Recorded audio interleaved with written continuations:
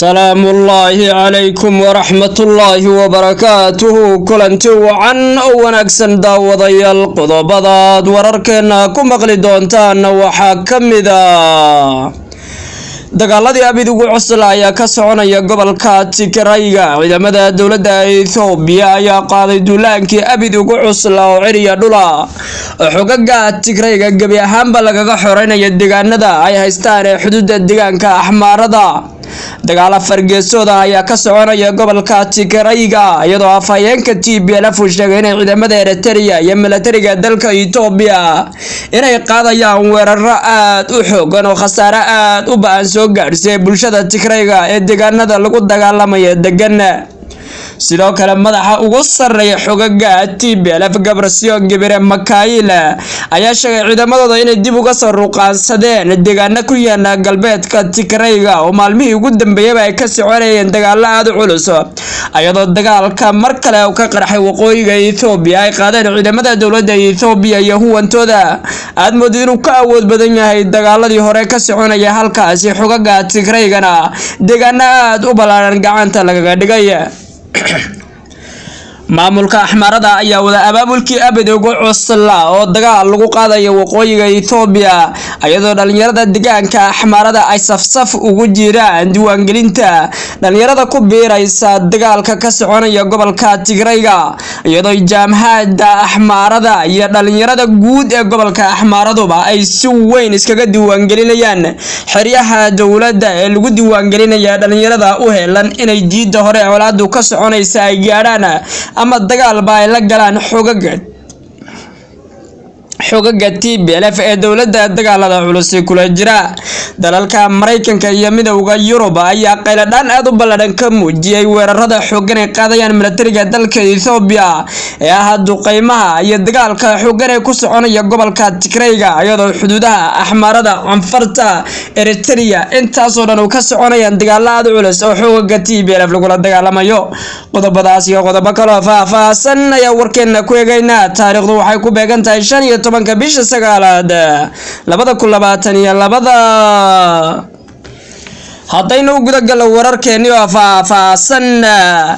dagaalo aad u culus ayaa ka soconaya gobolka Tigrayga ee waqooyiga dalka Itoobiya ciidamada dawladda Itoobiya iyo taageerayaashooda ayaa marka ka dambaysa ku sii fidaya deegaano aad u ballaaran oo ka tirsan gobolka Tigrayga ayadoo ciidamada dawladda Itoobiya ay deegaano hor le kala wareegeen xogaga Tigrayga magaalada Adigreed istiraatiijiga ee maalmihii ugu dambeeyay ay ka soconayeen dagaalada aadka u culus ayaa la sheegay ciidanka dawladda Itoobiya inay si weyn ay u hareerayeen magaaladaasi ayagoo xoogga Tigraya ay wali ka dagaalamayaan gudaha magaalada iyo deegaanada ku hareeraysan oo ka soconayaan dagaalada culus militariga dalka Itoobiya ayaa wacad ku maray inuu marnana dagaalka hakini doonin ilaa ay gaadhaan xarunta ugu sareysa ee gobolka Tigrayga waa magaalada Mekele oo maalmihii ugu dambeeyay ay ka soconayeen duqeymaad culus oo la beegsanaya saraakiisha ugu sareysa xogaga TPLF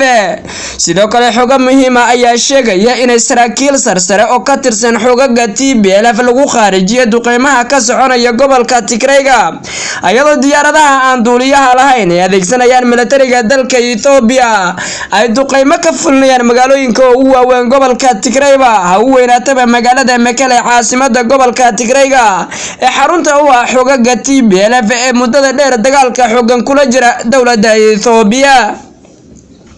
sidoo kale qoomiyadda Axmaarada ayaa abaabulkii ugu cusla wada oo ka dhana xogaga Tigrayga ama dagaalka la galayo ee lagu qaadayo gobolka Tigrayga iyadoo dhalinyarada deegaanka Axmaarada ee 16 jirka ilaa 30 jirka ay iska diiwaan gelinayaan xarumaha ciidamada dawladda si ay ugu biiraan dagaalka culus ee ka soconaya waqooyiga dalka Itoobiya qoomiyadda Axmaarada ayaa wacad ku martay inay garab ka siinayso ciidamada dawladda Itoobiya iyo kuwa Eritrea si weyn isu garabsanaya in xogaga Tigrayga gabi ahaanba laga sifeeyo deegaanada ay ku sugan yihiin gobolka Axmaarada iyadoo dagaalka wajigii saddexaad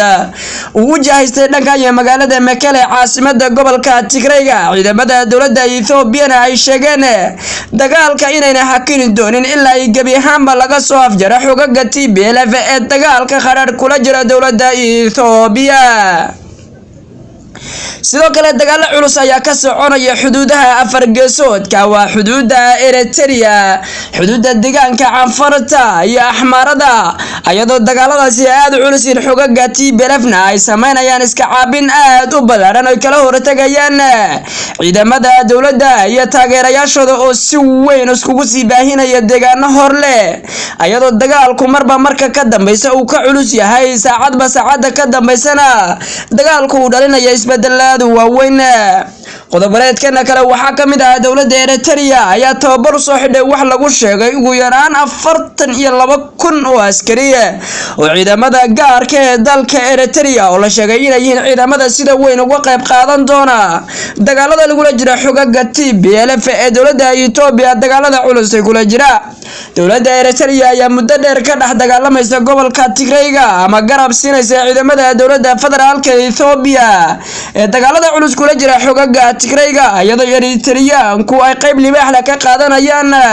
dagaalka ka soconaya gobolka Tigrayga saacadba saacada ka dambaysana ciidamada Eritrea ay dagaalka guula aad u waaweyn ka gaarayaan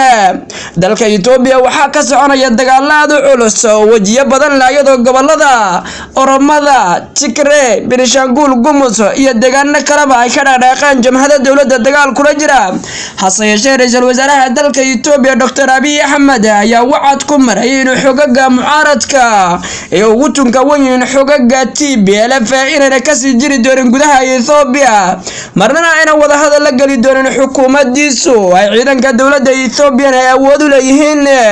inay gabi ahaanba ka takhalusaan xogaga dagaalada xooggan kula jira dowladda Ethiopia ee garwadeenka ka tahay xogaga Tigrayga ayadoo dagaalka hadda soconaya uu yahay dagaalkii ugu dambeysay ee xogaga sida weyn iskugu wajahaya waqooyiga Ethiopia qolun saaxada lagu dhaafin lahaa ciidamada Canfarta ayaa dhaqdhaqaaqyo ballaaran ka bilaabay xuduudda galbeedka dowlad deegaanka Soomaalida oo maalmihii ugu dambeeyay ku dagaalamayeen ciidamada dowlad deegaanka Soomaalida iyo ciidanka deegaanka Canfarta oo waayadii ugu dambeeyay isku sii ballaarinayay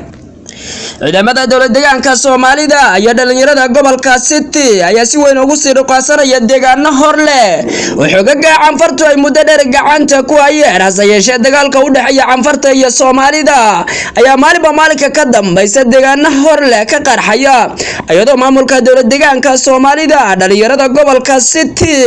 ay ku sii duulayaan deegaano hor leh oo xogagaasi ay gacanta ku hayeen ayadoo dagaalka u dhaxeeya dowlad deegaanka Soomaalida iyo ciidamada Canfarta ee weerarka xooggan wada ama dhul ballaarsiga aad ku ballaaran ka wada galbeedka dowlad deegaanka Soomaalida ay 100 qof ay ku barakacday meesha ay kumanaan kun oo kale tara ay dagaaladaasi ay u yihiin kuwa dulmanayaal